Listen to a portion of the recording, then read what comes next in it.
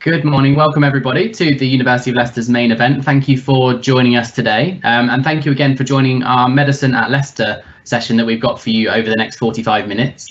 Just to introduce myself, my name's Elliot Newstead. I'm the Head of UK Student Recruitment and Outreach at the University. And I'm joined today by two colleagues from our medical school. Dr. Suzanne Dawson, one of our admissions tutors, and Dr. Sam Adcock, another one of our admissions tutors for our Medicine Foundation year.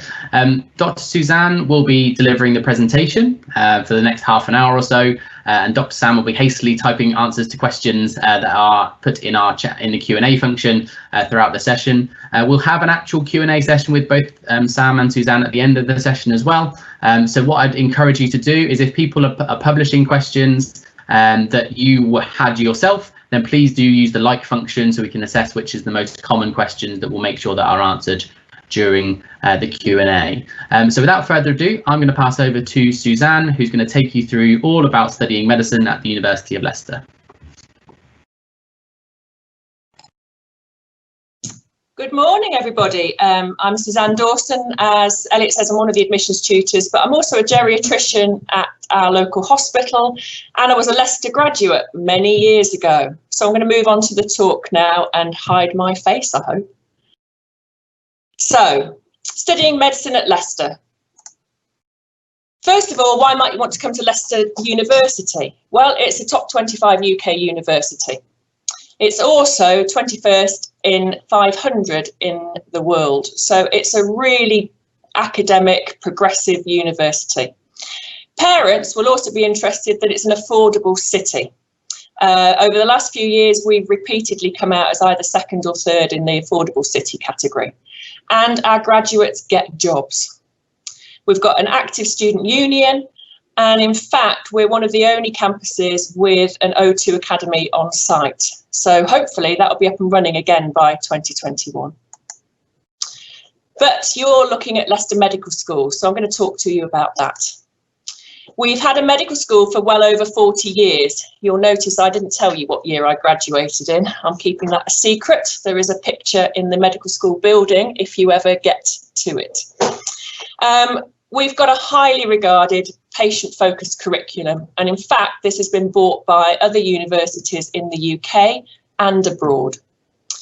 The College of Life Sciences has got a global reputation for research, and every week when we get our university update, there's something from the College of Life Sciences that's been published internationally. In terms of the course itself, we like to say that we're a blend of traditional teaching but with innovation. We use iPads, 3D printing, 3D reconstructions, and Steve Jakes and his colleagues in the dissection room have really embraced all of this technology for teaching anatomy. But that's alongside our ability to deliver full cadaveric dissection. And personally, I think that is a brilliant way of learning, and there are not many medical schools that still offer that. We also have a dedicated student support service, and I'll come to that later, and that's separate from the university support system, which obviously you can use as well. We've got outstanding facilities, both at the George Davis Centre, and this is a picture of the atrium there. That only opened a couple of years ago. It's a passive house building. It's an amazing structure. But we've also got other facilities throughout the university and down at the Leicester Royal Infirmary site. And our graduates progress. And again, I'll tell you more about that in a moment. So medicine, massive topic. We cannot teach you everything that you need to know in 5 years.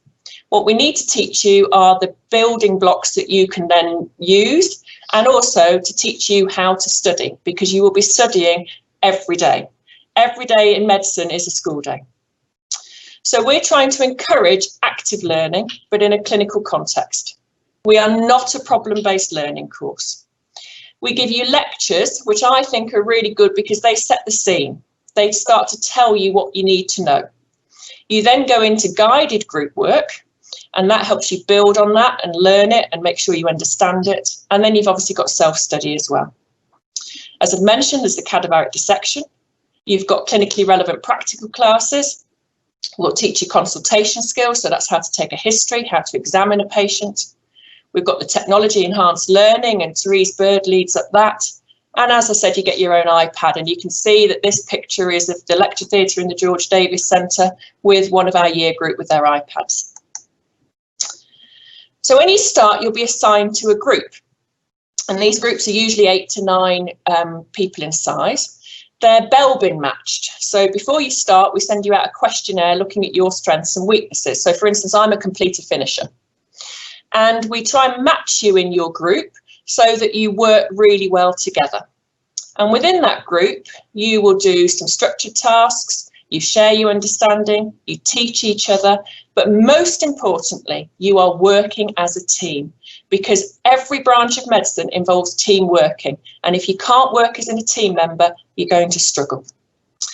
But unlike problem-based learning, our groups are facilitated by experts. And this picture shows Hannah, one of our demonstrators, and she'll actually be available on the UniBuddy chat later. So this is a picture of our dissection room. If you've got a very beady eye in the sort of middle left-hand side, you can see some trolleys where the cadavers are, but we're not allowed to take pictures of those for Home Office reasons. But round the room, you can see we've got Apple TVs, we've got stands, we've got pro sections. It's a brilliant structure. And there's now such a really good aircon system that it no longer smells like it used to when I was a student. But you'll also learn from patients. We really believe that patients can teach you so much about medicine. They're the experts about their disease. So we have a patient and carer group. We have one of the strands of our course is known as Patients Knows Best, and you'll get early clinical experience as well. We have a dedicated clinical skills unit at the Leicester Royal Infirmary, and most of the district general hospitals now have one as well. So when I was studying, we had to practice taking blood off each other, putting cannulas in each other, even putting nasogastric tubes down each other. I did not volunteer for that. The clinical skills unit allows you to do this in a safe environment on mannequins so that you actually understand and know what you're doing before you go out and do it on real people. So in terms of support, every group gets assigned a personal tutor. And in fact, I meet my new tutor group on Thursday. In addition, we have a pastoral support unit headed up by Sophie Parkinson, one of the GPs, and an academic support unit headed up by Jane Burns, who was a GP. But you can also access the university student welfare or the accessibility centres. All the units are led by block leads, academics and lecturers, and they're really happy to be approached. So very much our model is, if you are struggling, ask. Do not keep it to yourself. Come and find one of us. So we've got 2 courses. As Elliot said, Sam, my colleague, heads up the Medicine for a Foundation year. That's our 6-year course. And I'm predominantly involved in our 5-year course. Both courses issue you with a primary medical qualification. We call ours MBCHB. Some places it's MBBS. Doesn't make a scrap of difference. A primary medical qualification entitles you to apply for foundation training within the UK and for provisional registration with the General Medical Council. So our A199 Medicine with a Foundation Year course is generally 6 years in duration. Some people will choose to intercalate and then it's 7. Year 0 allows you to build on your studying skills, explores about science and communication, but also starts to teach you some clinical skills. And then year 1 to 5, you're taught alongside the A100 course. So you're a medical student right from the start, and you get patient contact in year 0 as well.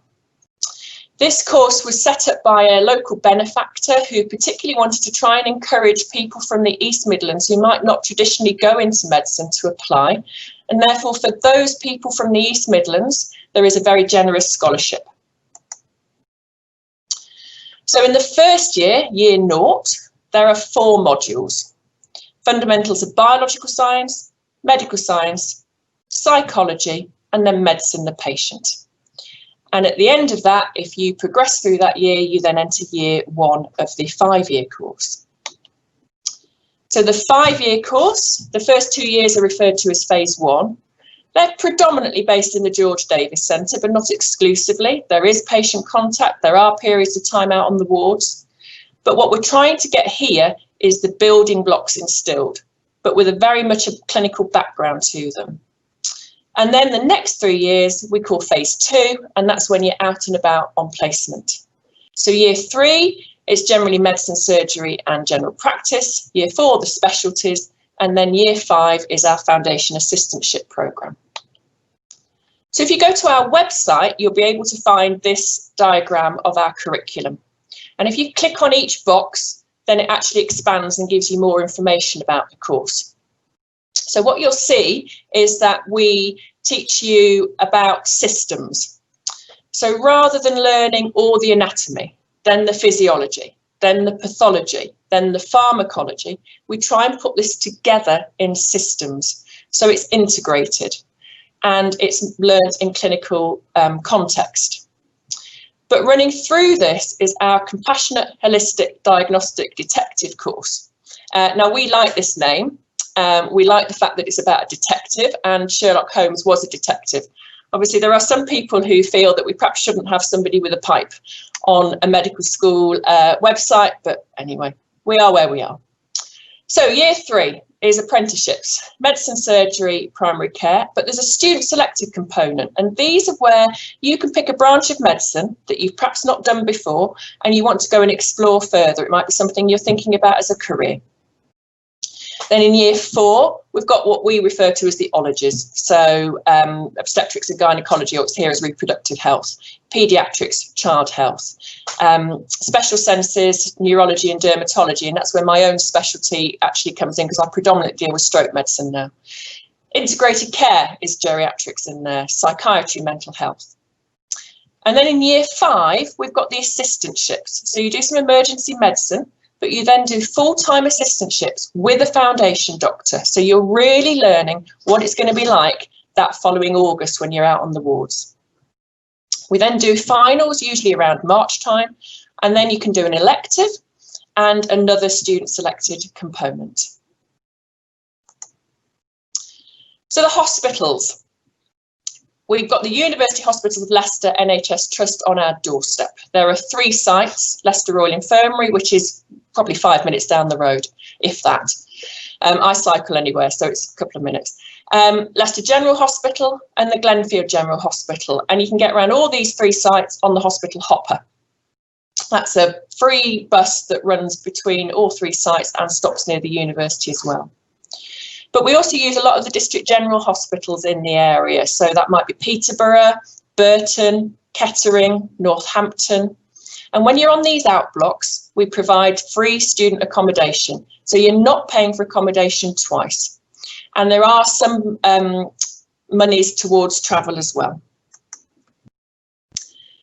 Intercalated degrees. Increasingly, people choose to intercalate. And in Leicester, we offer both an intercalated bachelor's and an intercalated master's. Now, an intercalated master's is quite a novel thing. You can only do that after year 3, but you can intercalate for a bachelor's after year 2. These are some of the streams that we offer, but there are many more on offer and many more in development. You can also choose to intercalate elsewhere, even abroad, should you wish to. I mentioned electives, so these are an 8-week period at the end where you can do whatever you like.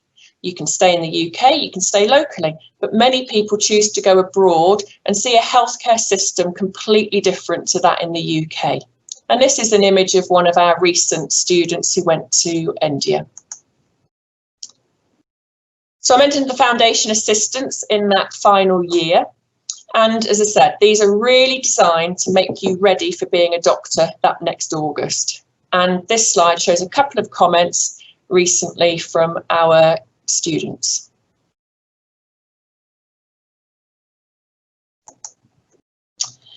So at the end of the degree, if you stay in the UK, you apply for the UK Foundation Programme training. And this essentially is a 2-year period. The first year, which takes you from being provisionally registered to being fully registered. And then the second year gives you a further broad experience of different medical specialties. And then at the end of those 2 years, you can apply for your specialty.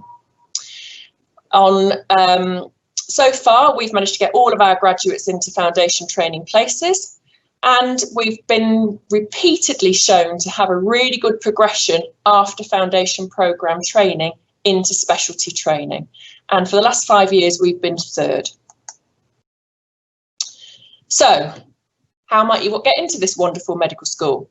So this is another picture of the George Davis Centre with our green wall, which actually looks a lot more overgrown than this nowadays. So what are we looking for? We are looking for people who can treat patients with respect, but obviously that's the same in any healthcare profession. Empathy, again, the same in any healthcare profession. So what about medics? Well, medics need to thrive with responsibility and leadership. They need to manage uncertainty. So most days, I don't know for definite what is happening with one of my patients. I've got to review things, think about another diagnosis, try something else out again, come back, review it, etc. That uncertainty is difficult for some people. Medicine is not black and white, it's very much grey. You need resilience, particularly over the last 6 months. A number of my colleagues have had very difficult working experiences. And, you know, that resilience has to stay there. We can't just go off. You need to be able to solve problems.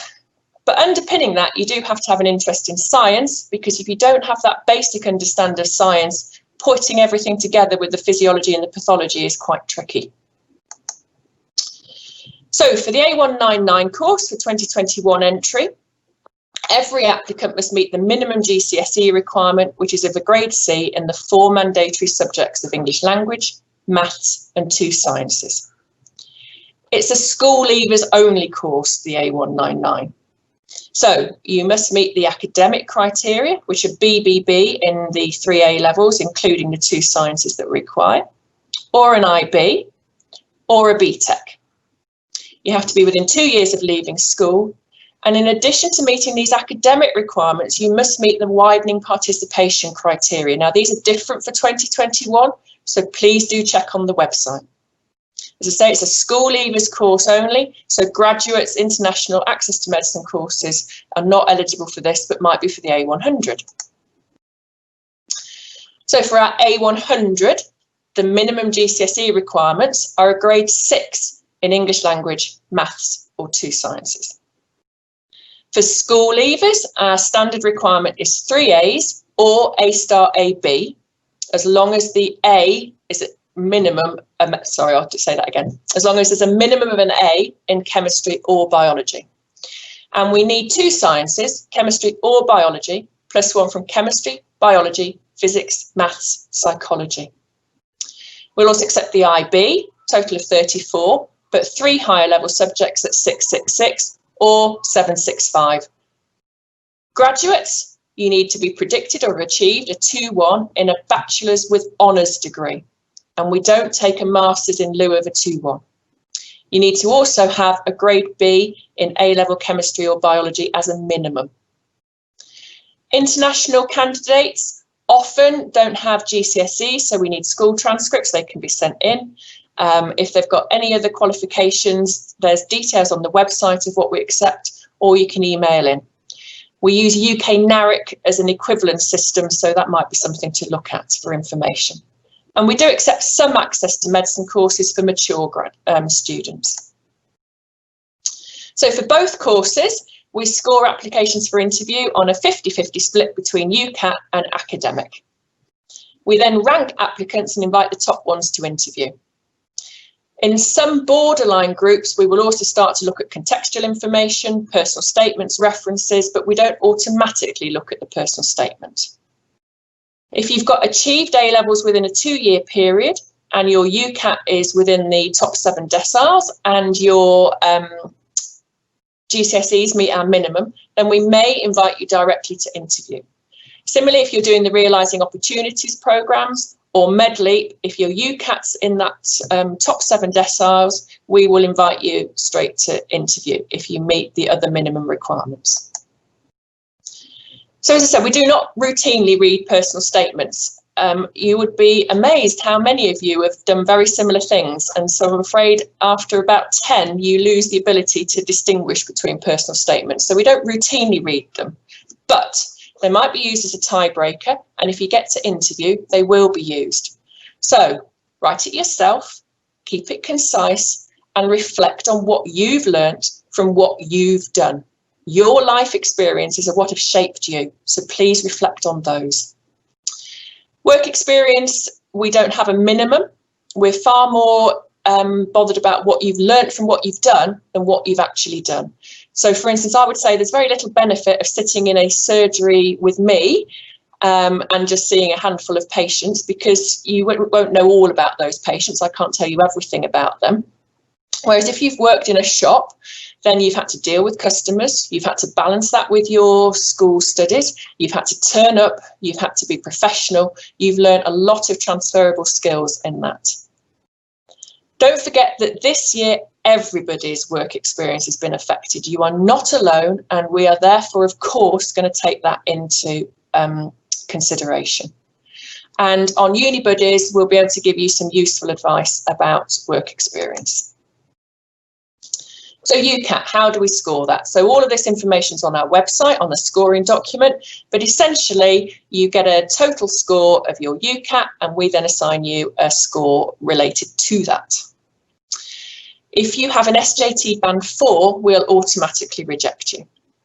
In terms of UCAT, I know the majority of you will have sat it by now, but if some of you are ahead of the game and are thinking of applying in 2021, then practice is what matters, and there's practice papers on the website. You don't need to pay for any courses. And there is a bursary available as well, so do look into the regulations regarding that. So, academic scoring. Those of you with predicted A-levels, we score 8 GCSEs. Those are the 4 mandatory subjects, and then the best next 4. In terms of maths, if you've done maths and further maths, we won't score both, but we'll take the highest. And the scoring is exactly the same for A100 and A199. If you've got achieved A-levels, then we don't score the GCSEs. As I say, if you've met our A-levels or the IB and it's within 2 years and your UCAT's in the top 7, you may come straight to interview. Graduates, if you're predicted or achieved, then it's minimum GCSE requirements. We score your A-levels or the higher level IB subjects. We score your degree. Now, those of you who are very quick at maths will see that it's potentially possible to have a score higher than 32, but we cap it at 32. And then as we top up that academic score and the UCAT score, gives you a total score, and that's what you're ranked on. So interviews. We will be running multiple mini interviews, but they're going to be online. We've tried it, it works. It's going to be a novel experience. And for all of you who are applying, please look at your internet connection. Please look at whether you can get a quiet room at home. And if not, talk to your school, because we're very happy, and in fact probably prefer if you did it in school where you've got a proper internet connection. So multiple mini interviews. Well, what are we looking for? So we have to recruit people to the NHS Constitution and values-based recruitment. I will say those 2 things again: NHS Constitution and values-based recruitment, because that's the only tips I'm going to give you. Each station is weighted equally, so there's not a pass-fail station, and it's the overall interview score that generally determines whether you get an offer. If you're in a borderline group, then we will look at the whole UCAT application. And our standard offer is 3 A's for A100 or A star AB, and 3 B's for A199 or ABC. And even if you've met our academic conditions, our offers are still conditional on an occupational health and DBS clearance check. So, why study at Leicester? Well, I would say that we give you clinical focus, but underpinned in excellence in bioscience. You're taught in group work, so you're learning team working. We've got cadaveric dissection. We've got a wide range of hospital and GP placements with many areas of national excellence. We've got great intercalated research opportunities, and we produce doctors who progress. They're ready to work and they do well in their careers. And we're proud of being Leicester graduates. Next year is our centenary, and I'll just give you a little time to read this slide. And 2 years ago, losing track of time. So David Attenborough came to open our Centenary Square, which is a really lovely part of the campus. Anyway, thank you for listening. That's the end of my talk. Elliot, I think, is now going to host us and direct us with some questions. So thanks for listening. Great, thank you, Suzanne. That was a really interesting talk, and hopefully gave everyone a really good overview of medicine at the University of Leicester, both from the kind of course perspective, but also the application perspective as well. We have had lots of questions in, which Dr. Sam has been hastily beavering away at typing in the background. And what I'm going to do is kind of run through a couple of the main topics that people have been asking about, and just hopefully get some opinions from Suzanne and Sam as well. The first one was around the UCAT test, because that's something that when my team are talking to students, lots of people are asking about, and particularly ways that they can develop their skills for UCAT. And obviously you mentioned in the presentation, Suzanne, about practice. Are there any kind of particular things that you say people need to practice, or is it just a question of kind of having a look at what's on the practice test and kind of working their way through? So I would say practice the tests, but don't just practice the tests like willy-nilly, not really concentrating about it. Do it under exam situation.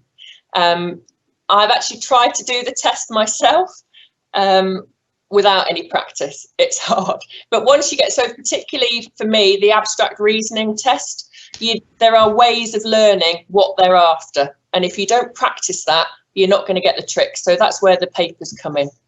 Just keep practicing. Great, thank you. The next question, or the next kind of topic, was around extracurricular activities whilst studying medicine at Leicester. We've had a few people ask about, can they get involved in sports, in societies, in the students' union, etc. From your experience of working with our current medical students, what would you say they can get involved in? Have they got some sort of how they balance their time? If you could cover that sort of area, that'd be really useful. Yeah. Okay, so Wednesdays is still sports day, and that carries on through all the years. You can sign up to be part of one of the university sports groups, and our university student union's got over 200 oh, for goodness sake, I'm just having a mental block, clubs and societies. And but we've also got the LSUMA, so that's our Leicester University Student Union Medical Association. And I think some of the students who are on our UniBuddy chat, well, which has started now and carries on for a couple more hours, are part of LSUMA, and they've got other societies and clubs as well. So there's loads of things going on. I've also had students who have a little part-time job. We allow people to work up to 10 hours a week, but more than that, we think it becomes difficult to balance your academic studies and your work. But certainly everybody seems to have a well-rounded student life, I would say. Okay, fantastic. The next topic that, again, we often get asked about when we're traveling around the country or speaking to students online and virtual exhibitions and virtual talks, is around the topic of work experience for medicine applicants. As I'm sure you get asked this quite a lot within your realms of work as well. Where would you suggest people look at the moment for kind of examples of where they can get the relevant work experience or work experience that you find attractive in applications? Obviously, you mentioned in your talk about the skills and everything like that, but are there any particular places you direct people to, or is it a question of kind of doing their own research? Okay, so I'll start off with this, and then I might ask Sam just to chip in whether he's got anything else to suggest as well. So firstly, in terms of medical work experience, then it's always difficult to get experience in a hospital. I mean, I'm afraid it is to some degree a bit of an old boys network, and I don't like that side of it. But you can get other healthcare work experience. So it might be in your local pharmacy. It might be at a care home. Obviously, at the moment with COVID, there's restrictions on how many people can move in and out. And so the RCGP have got a really good website at the moment. And I don't know if that's been posted in the chat already, but it certainly will be directed to people in it on the Unibuddies chat. Brighton and Sussex Medical School. They also have a good online medical work experience programme, and we've got one that's in development as well, and I think Elliot's probably tapping away in the background putting details of that up as well. But as I said in the talk, you can get other experience of the skills that you need to deal with people, because ultimately that's what we do, is we deal with people. And so any interaction is relevant. And in the pandemic, I'm sure all of you are working in communities where you've got people who are shielding, who are vulnerable, and they need help. So I would say, you know, look at your council website. I certainly know in Leicester, each borough has got a very active COVID support group with, you know, always asking out for volunteers to help with delivering of goods or testing, etc. Sam, have you got anything to add to that?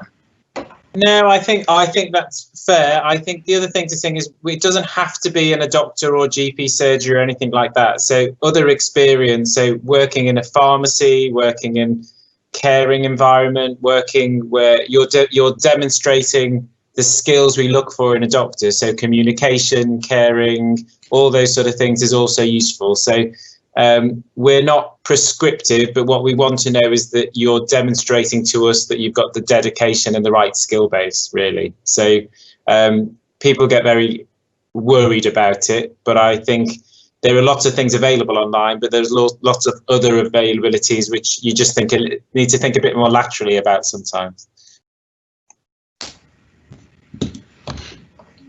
Great, thank you, Sam. As Suzanne mentioned, yeah, I've popped a link in the Q&A chat, which is a link to our personal statement springboard that we've got at the university. And as part of that, there's an activity which Dr. Jane Goodfellow in our medical school designed, which is a kind of virtual medicine work experience project that you can do yourself. It's a self-reflective exercise, but it gives you a real insight into all the different types of professions within the kind of medical settings and healthcare settings, and how you might go about treating particular cases, which is a really exciting project to get involved in, and one that you can really talk about, particularly in an interview scenario, an online interview scenario, when it comes to it, if you are selected for interview. The next question, and again, bearing in mind a few people may have joined the chat after the starting few slides, was just around kind of contact hours and life as a medical student, and roughly kind of how many contact hours can students expect, but also how is life at Leicester divided up between practical sessions, lecture sessions,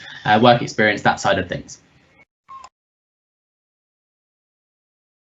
Okay, so again, you probably want to talk to one of our students who will be on the Unibuddy chat, but largely, so if we take year one, you probably have mornings on site, and that will be a mixture of lectures and small group work. And then afternoons, sometimes it's self-study, but sometimes there'll be time in the dissection room. Sometimes there'll be the compassionate holistic diagnostic detective work. So you'll be initially working with simulated patients, but then with real patients. So I would generally say it's at least half a day. And then it's the other half is variable. It changes which bit of the block that you're on. Sam, I don't know if you want to say something about year 0 for the foundation course. Yeah, so there's 4 modules in the foundation course, so the contact hours varies between the different ones, but certainly in the medicine module, which I lead on, can you hear me? Hopefully, yeah. The module has about 300 hours in it, and we have there's 60 to 100 contact hours within that, and then a lot of it's self-study. So there is a lot of it varies depending on which module you're doing and whether the learning is predominantly face-to-face, lab work, self-study, all those sort of things. But yeah, I think that's all I was going to say. Just a couple of other questions. One around intercalation. And would you recommend intercalating? And there's a question around, are intercalated research projects funded by the university? So just a bit of an overview on intercalation. Okay, so in terms of, do you have to do one? Right, I didn't. I just wanted to get through and get out there and get earning, to be completely honest with you. But I then did an MD at a later stage. I think it's very much up to the individual. If you've got an area that you're really interested in and you really want to spend some time in that, or you're thinking about being an academic in the future, then yeah, do it. But don't do it just for the sake of doing it, because research is very different. It's not for everybody. There are some pros to it in that at the moment, the foundation programme and postgraduate training, when they're ranking students, will give you a few more bonus points if you've done one. But in the grand scheme of things, there are jobs for everybody, and there are other ways that you can get the points upon your application. So again, I wouldn't do it just for that reason. In terms of funding, most of the projects will come from research grants. And so some of the project will be funded through that. And you can, the student loan, as I understand it, does cover that year, because then you'll get 2 years of the NHS bursary rather than just the 1, or 3 rather than the 2. I get confused about finances. Do not take my word on finances as gospel. But in essence, yeah, the student loan and the NHS bursary work around it. Sam, did you do one? I didn't, but that was mostly because I didn't have anything that really excited me that much. And again, as you say, I just wanted to finish and study. But I know a lot of my friends did do intercalated degrees, and they loved it because there was something that they had a real passion about. And if they knew where they were going with their career and there was something they wanted to develop, I think it can be useful. But when it came to third year, I still didn't know what aspect of medicine I wanted to do. So for me, it wasn't right. But I think for a lot of people, it can be the right thing to do. And they love being a student, so they want to be a student for another year longer. So I think the thing with medicine is you need to not worry too much about what everyone else is doing, but pick what's right for you. So when you get into medical school in your second and third year, you'll know a bit more about your life circumstances, how you want to learn, what you enjoy. And I think you'll have a better idea as to whether or not intercalated degree is for you at that point. Brilliant, thanks, Sam. A couple of questions that have come in around the extended project qualification and whether that has an impact on any offers, or again, what you'd recommend students take as part of an EPQ, and whether you use that at any point in terms of selection. So up until now, and certainly for 2021, we are not altering an offer on the basis of an EPQ. We are having some discussions as to whether going forward we will take that into consideration. I think the only place it would come into is if on results day we'd got some spaces and somebody had got AAB and somebody had got AAB and an EPQ, then it might make a difference then. But generally speaking, it doesn't. However, if you've done one, there are benefits from it in terms of learning to research things yourself and to write articles and dissertations. And certainly people who've done one say that they have learnt skills that they can then use either on the course or in their postgraduate training. So, for instance, I mentioned about doing an MD. I'd never written anything. And so I found writing papers in my MD to start with an absolute nightmare. Whereas I think if you've done that EPQ, some of those skills you've learned already. So there are definitely benefits to doing it, but we don't ask for one. And at the moment, we don't alter the offer on it. But that might change. Thank you very much, Suzanne. we've got about 5 minutes left, so I'll try and rattle through as many questions as we can. There's a couple around equipment, and do students need any specialist equipment like lab coats, etc., or what is provided for students when they start medical school? So you will need a stethoscope and you will need a lab coat, but we'll give you all of the information about that when you start. And in fact, often when you start, there are people with sort of discount offers, shall we say, on stethoscopes. So I would certainly wait until you start before you buy anything. Brilliant. A couple of questions are, from international students that have joined the chat, and welcome to wherever you are in the world. Mainly around how many places are available on the medical degree for international students, and again, whether you have any tips in terms of applications. So on the A100 course, we have 18 international places. We rank internationals against each other. So we know, because of the way your education system often goes, that you've not done GCSEs and things. So we don't rank you against other students. You're ranked on your own, and the same with the interview scores. We know that often your interview scores are a little bit different. So again, you're only competing against other international students. The one bit, and I'm afraid I cannot answer this question at the moment because I've been asking it repeatedly and I don't think any of us know.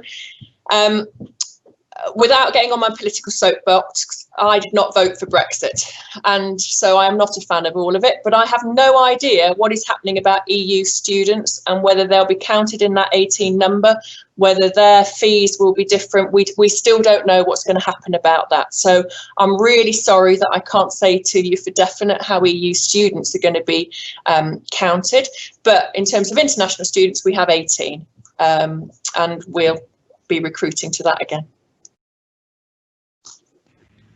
Fantastic. So we've probably got two kind of more questions, and then that'll be our time up.